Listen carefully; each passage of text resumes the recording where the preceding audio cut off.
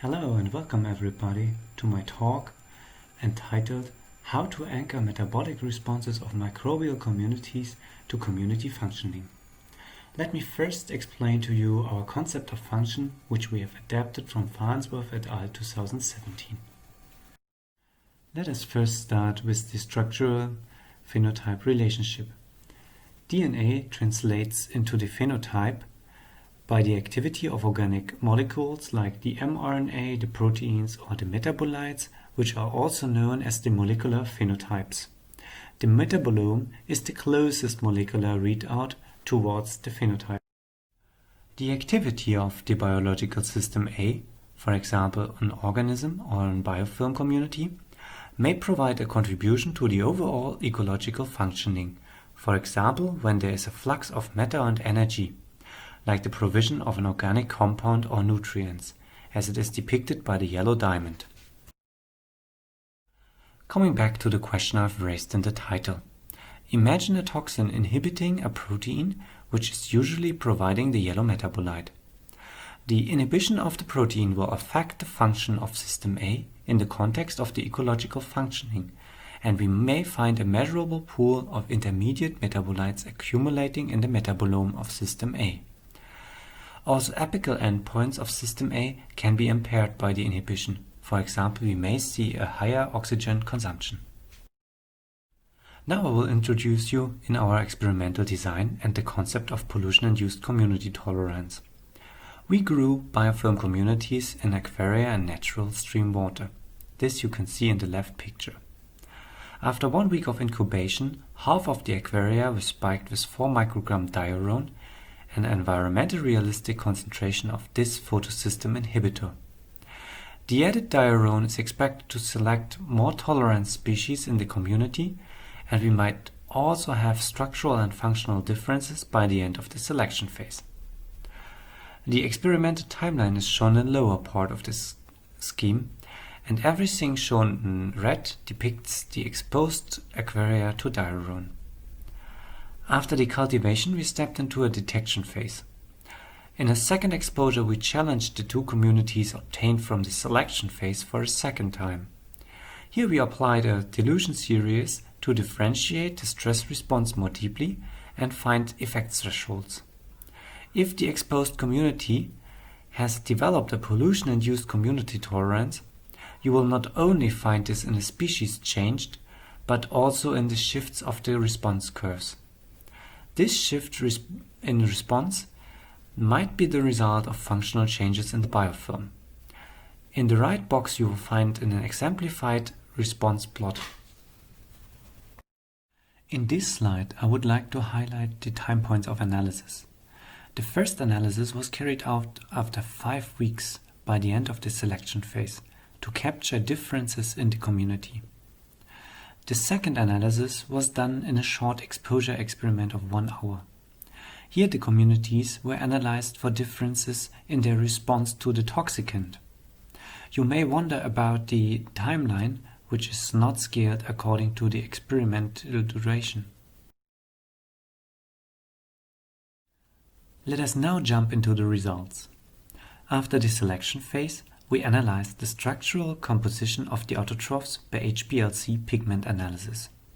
Here we found a significant reduction in the chlorophyll A in the pre-exposed aquaria, which may indicate a lower algae biomass. Furthermore, the lutein to chlorophyll A ratio, which is indicating the green algae abundance, has increased in the pre-exposed samples. The changes in the algae community is shown in the PCA in the center of the slide.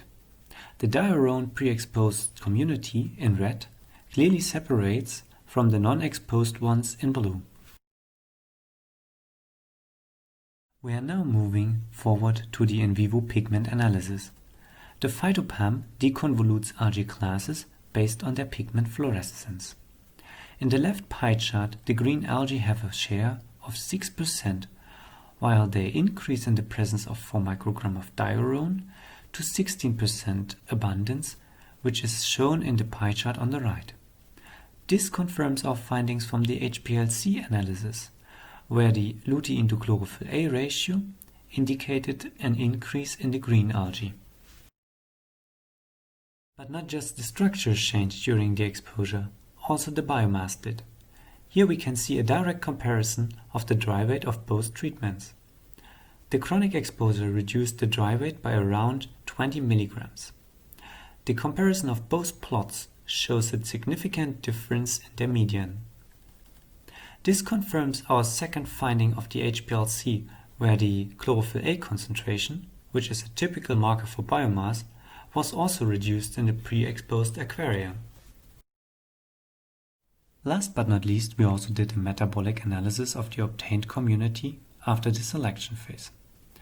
So we extracted the metabolites from the community, we derivatized them for GC analysis, and did the data processing, which can fill a talk on its own. Finally, we received the PCA down here. The pattern you can see is based on the pool size differences of the most reliable measured metabolites. We deduced a metabolic difference between the different communities, which may support the structural changes we found on earlier slides.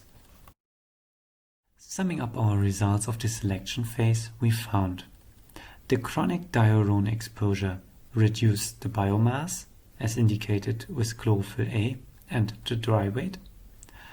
The chronic exposure also induced structural changes with the increase of the green algae, and the resulting communities indicate metabolic differences.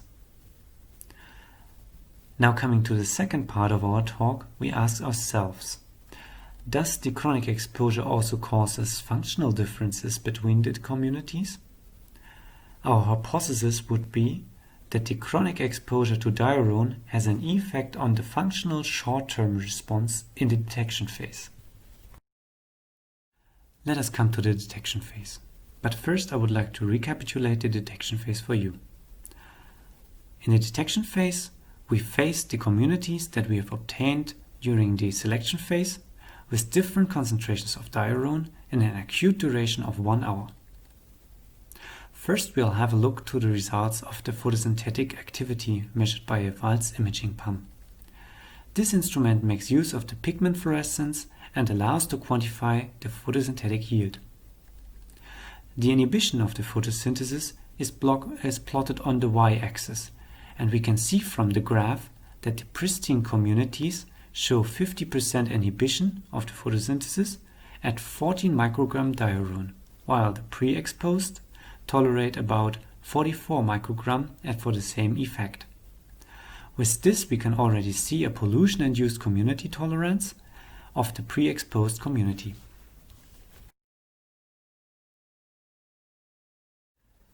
In a second step, we extracted the metabolites of the communities just after the exposure stopped. After utilizing the workflow described in the previous slides, we obtained a metabolic fingerprint which we integrated according to a publication of Riedel et al. In brief, all metabolic changes relative to the control levels were summed up, and the complexity of the dataset was reduced to a single metabolic activity marker. This metabolic activity marker is plotted on the y-axis against an increasing concentration that we have tested. We can see from the pre-exposed communities in red that they show an increasing metabolic activity at 10, 50 and 100 microgram per liter diuron, while the non-pre-exposed samples stayed more or less on an equal level. Having in mind that there was some metabolic activity in the MELI, we asked ourselves if there is a metabolic pattern. Here you can see a PCA biplot with the samples being displayed in points and the metabolites in arrows. The arrows are pointing in the direction of the samples, and their contribution to the separation in the PCA is depicted by the length of the arrows. Generally, we can say that the dark blue dots and the red dots, which are the highest diuron concentrations, are concentrated on the right, while the bright dots, which are the controls, are located on the left. So the PC1 separates the controls and the highest treatments.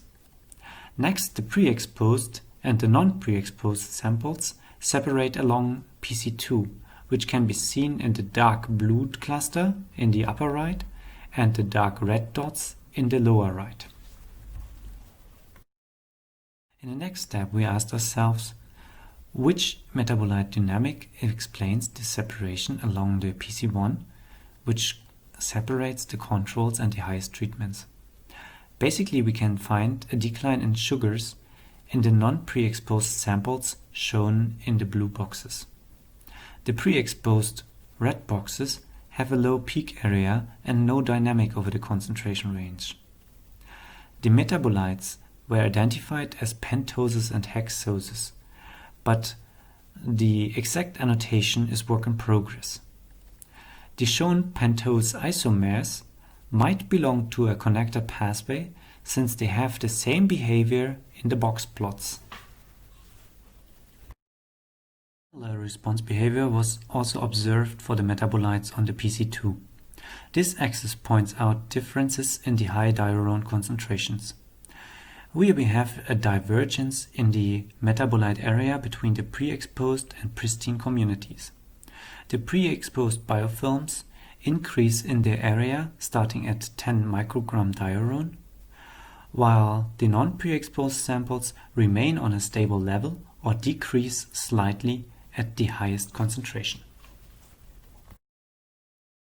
Coming to the end of my talk, I would like to summarize the results of the detection phase. The pre-exposed community was more tolerant to the photosystem inhibition, and they showed a high metabolic activity at high diuron concentrations. The sugar metabolites have driven the PCA, and this may indicate the shortcut in the photosynthesis caused by the diuron exposure. The hypothesis that the chronic exposure affects the functional short-term response to diuron we can confirm. The lower sensitivity of the pre-exposed samples after the selection phase enables them to have an increased carbohydrate metabolism compared to the pre-exposed communities.